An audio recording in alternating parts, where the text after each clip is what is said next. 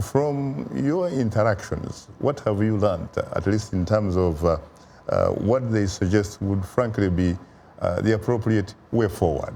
Well, they talked about easing social political tension through dialogue. They think dialogue and reconciliation are the best steps to take to reconcile the people, ease tension, and ensure the one Zambia mantra that President Edgar Lungu is espousing will be rationalized. However, the stumbling block is President Lungu came out with a statement saying that all those people who are urging him to ensure a dialogue between him and other opposition parties should also encourage the opposition parties to recognize him as the legitimate president first before he engages them in dialogue. That is the precondition that is affecting or is hindering talks at the moment, because the UPND has vowed not to accept him as the legitimate president until its case in court is resolved, without which they will still not recognize him. As long as it's in court, they will not recognize him,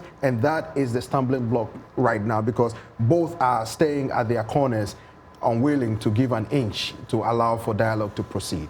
You heard, of course, what Peter has said. What do you think about that? Is it possible, for example, for HH to recognize Edgar Lungu's presidency, perhaps in fact without some kind of election auditing? We're talking about the last year's election. I believe they should be given their day in court. And until that happens, I don't think they're going to concede to any,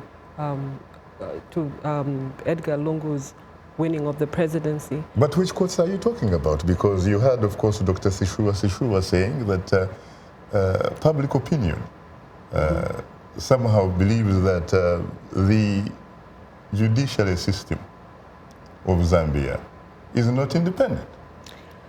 That's true. I heard him say that, but I still believe that's the only way. If they're given their day in court, then at least they'll concede to the fact that the election was lost and PF won the elections. And it's unfortunate that the judiciary system has also been corrupted in a way, because when that breaks down, then I guess the rule of law now becomes an issue in any nation. So going back to your question, I do not see them accepting the presidency without that.